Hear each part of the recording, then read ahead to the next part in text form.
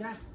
បងខ្នល់មិនទៀតទៅចង់សួរចេះវិញគេនោះបញ្ហាខ្ញុំចង់មើលតែគាត់តហ្នឹងហើយតែសំផាខ្ញុំហើយនឹងវិញខ្ញុំត្រូវបានអត់ពេលនឹងសុខក្នុងទេនោះ ចង់មើលតែ ប្រើវាអត់មានរឿងអីម្នាក់នេះអានេះព័ត៌មានមួយទៀត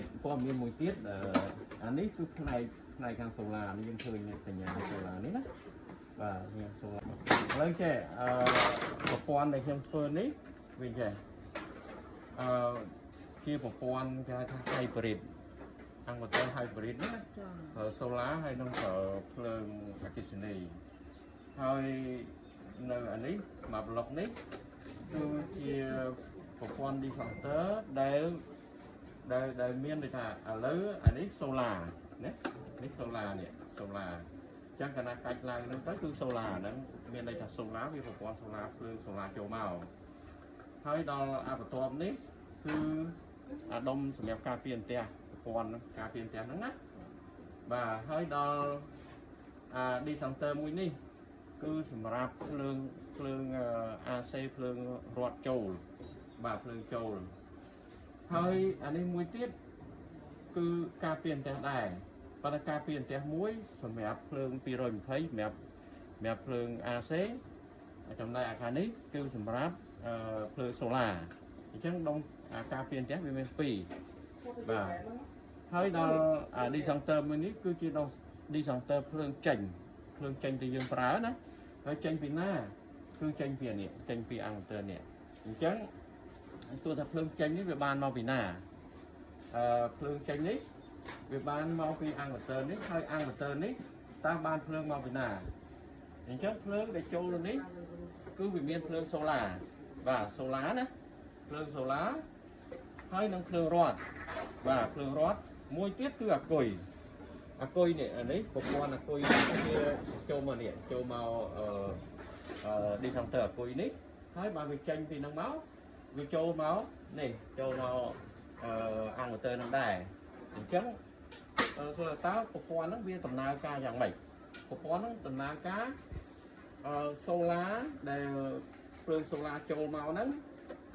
គឺវាចូលមកអង្គទ័រនេះបាទឆ្លងកាត់decanter ឆ្លងកាត់អីហ្នឹងគឺចូលមកអង្គទ័រនេះហើយវាបំលែងភ្លើងទៅឲ្យយើងប្រើបំលែងភ្លើងទៅឲ្យយើងប្រើណាបាទអញ្ចឹងវាបំលែងទៅភ្លើង220ឲ្យយើងប្រើចំណែកឲ្យភ្លើងដែលវាសល់ពីការប្រើអញ្ចឹងវាទៅធ្វើដំណើរទៅសាកអគុយនេះបាទសាកអគុយហើយនៅពេលដែលភ្លើងដែលយើងប្រើហ្នឹងដូចថាព្រោះយើងពឹងផ្អែកទៅលើពន្លឺថ្ងៃអញ្ចឹងពេលខ្លះអូម៉ាប្រកបខ្មៅបាំងវានៅសល់ភ្លើងសូឡាតិចតួចឬក៏វាអស់អញ្ចឹងវាចាប់ផ្ដើមយកពីអគុយទៅប្រើយកអគុយទៅឲ្យយើងប្រើតែក្នុងករណីភ្លើងសូឡាមានខ្លះឧមាថាឥឡូវសូឡាវាបាន50% នៅពេលថ្ងៃដែលវាអត់សូវគ្រប់ហើយថ្ងៃអត់សូវមានហើយយើងប្រើច្រើនអញ្ចឹងវាយកពីអគុយ50% ទៅអញ្ចឹងវាឡើងចុះដើម្បីប្រគ្រប់ទៅឲ្យយើងប្រើតែក្នុងករណីដែលសូឡាវាច្រើនវាហួសពីអ្វីដែលយើងប្រើវានឹងទៅសាកអគុយនេះសាកអគុយអញ្ចឹងវាធ្វើការដូរចុះដូរឡើងទៅតាមការប្រើប្រាស់របស់យើងបាទអញ្ចឹងក្នុងករណីថាយើងប្រើច្រើនស្រាប់តែសូឡាក៏អស់ឬមកថាពេលល្ងាចពេលយប់ណាវាអស់ហើយយកអគុយទៅប្រើក៏អស់ទៀតអញ្ចឹងប្រព័ន្ធអង្គទ័រនេះវាលោតទៅភ្លើងរត់អូតូបាទលោតភ្លើងរត់ទៅអូតូដើម្បីឲ្យយើងប្រើអញ្ចឹងប្រព័ន្ធហ្នឹងគឺថាយើងអត់រវល់មកកាច់ដូចបងនិយាយថាយើងយកមកកាច់ដូរចុះដូរឡើងយើងអត់ចាំបាច់មកធ្វើទេព្រោះប្រព័ន្ធហ្នឹងវាដំណើរការអញ្ចឹងបាទហើយមួយទៀតទោះបីយ៉ាងណាក៏ដោយប្រព័ន្ធហ្នឹងដែលយើងប្រើហ្នឹងវាត្រូវមានប្រព័ន្ធមួយទៀតមានដុំនេះមួយគេហៅថា ATS នេះគឺសម្រាប់ភ្លើងទាំងសូឡាក៏ដោយភ្លើងរត់ក៏ដោយដែលយើងប្រើជាចម្បងគឺថាវាយើងប្រើតាមហ្នឹងបើសិនជាក្នុងករណីថាអង្គទ័រនេះមានបញ្ហាក៏បងអត់ខ្វល់ដែរអានេះវានឹងលោតអូតូចូលទៅផ្ ตัวมองเพลิงรถโจตัวตัวมองดอกช่องกัดอันนี้บ่าก็วันท้ายยังมีบุตรเนี่ยบุตรนี้คือสมัยบางเจ้อันนั้นวิโรดโอโต้ปันท้ายเบอร์ซันchỉ dươngกัดมาในเว้นคือมีในท่าตัวแต่dươngกัดอันนี้tới bàn bà chẳng bởi dương cạch mà thằng ấy vì ô tô cứ vì lột ô tô không bia việc đâu ô tô trong làng luôn bia chẳng ọt phải rõm đi tụ bây là pe giúp lớn anh ấy vừa nâng chẳng cô dương phở phượng rót đây bờ sân kia coi có việc ấy có chẳng á nè và chẳng của con ấy nhầm riệp đấy cứ thương mấy ao ghi xua anh ghi xua cũng ao ca pra ở dưới của bà chẳng á đó và cái chừng này coiคุยนี่คือยังอาใช้เหมือนบานนะยังอาใช้เหมือนบานเนี่ยอันนี้คือchương chơi ôngเลยครับยังดังปนบวมใช้ที่ยังฉันนามมือvàอันนี้เป็นเปียปอนตะนังปอดเมียนในขนมคุยนั่งvà lấyอันนี้ยังทางเลยนี่วิมีปรุยเนี่ยปรุยนั่งนะจังว่ายังcho enter ใจเมาส์เวียบเจ๊ปีวอลบ่คุยในขนมนั่งนะวอลบ่คุยเนี่ยโดย57วอลไก่57choไก่11วอลอำเปียประมาณจังtới capacity ให้จังบ่យើងចង់ចុចមក capacity នេះមានន័យថាផ្ទុករបស់អាគុយនេះចឹងយើងចុច down នេះមកដើម្បីឲ្យសញ្ញាពួយនេះវាចុះមកណាចុះមកចឹងនេះហ៎capacity ចឹងយើងចុច enter នេះមក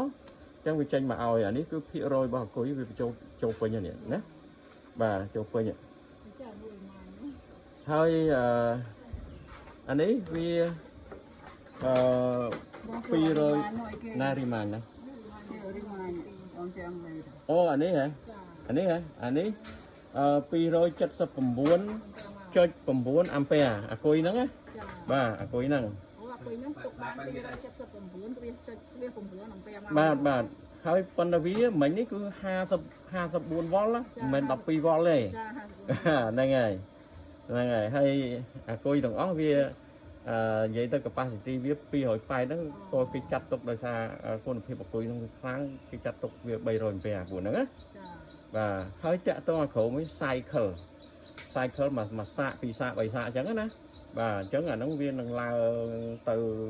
មួយខែ2ខែ3ខែ1ឆ្នាំ2ឆ្នាំ3ឆ្នាំ4ឆ្នាំ5ឆ្នាំ6ឆ្នាំអីចឹងណាចំនួនសាកដងបាទចំនួនដងបាទហ្នឹងហើយមួយទៀតមិញនេះយើងចូលកន្លែងខ្លះព័ត៌មានយើងអាចមើលបានដូចជានេះគឺជាខាងក្រោមនេះ temp នេះគឺ temperature ហើយយើងចុចអាហ្នឹងទៅយើងឃើញប្រព័ន្ធអាគុយហ្នឹងវាសេចក្ដីហភាពវាប្រមាណអញ្ចឹងណាបាទចឹងពួកនេះគឺប៉ុណ្ណឹងគឺ normal វាបើយើង steep ទៅអាគុយហ្នឹងគឺអត់ក្តៅទេបាទខាងក្នុងនេះអាគុយវានៅខាងក្នុងនេះណាអនហ្នឹងគឺវាបិទបើកសម្រាប់ភ្លើងឲ្យយើងមើលនេះតែយើងប្រហែលថាបើយើងចុចអាហ្នឹងទៅវាបិទណាហ្នឹងបើសិនជាយើងចង់វាបិទ screen នេះយើងចុចអត់ចេញទេចាចុចអត់ចេញដល់ពេលយើងចង់មើលព័ត៌មានវាថាអាគុយយើងពេញយើងចុចប៊ូតុងបាទប៉ុន្តែយើងមិនចាំបាច់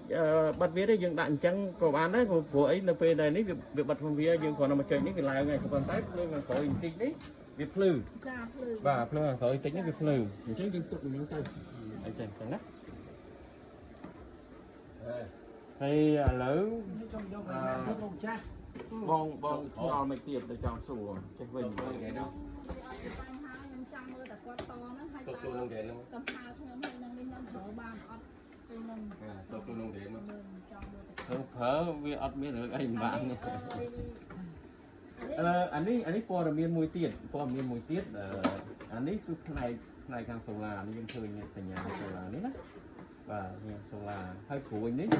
មានន័យថាសូឡានេះសូឡាណាបាទបើសិនជាយើងប្រើទៅវាឧបមាថាពីថ្ងៃអញ្ចឹងបើសិនជាយើងដាក់ប្រើហើយយើងឃើញតែសញ្ញាព្រួយហ្នឹងណានៅខាងហ្នឹងមានតែព្រួយពីសូឡាទៅនេះបាទព្រួយពីសូឡាទៅអញ្ចឹងអាហ្នឹងមានន័យថាប្រើសូឡាហើយទោះបីបងភ្ជាប់អាគុយក៏ដោយភ្លើងរត់ក៏ដោយតែកាលណាព្រួយទៅពីហ្នឹងទៅសូឡាគឺប្រើតែសូឡាទេហើយក្នុងករណីបើសិនជាពេលយប់អីបងមកមើលព្រួយហ្នឹងអាខាងសូឡាវាអត់មានទេដោយសារវាយប់ វាអស់ហើយសូឡាអញ្ចឹងបងនឹងឃើញព្រួយនៅខាងលើនេះព្រួយនៅខាងលើមានន័យថាគុយព្រួយនៅខាងលើនេះគឺគុយបាទហើយបើសិនជាក្នុងករណីបងឃើញសញ្ញាព្រួយហ្នឹងហើយឃើញសញ្ញាព្រួយពីលើមកទៀតមានន័យថាវាគួបគ្នាសូឡាហើយនឹងអាគុយបាទហើយមួយទៀតបើសិនជាបងឃើញព្រួយនៅខាងនេះបងឃើញព្រួយនៅខាងនេះ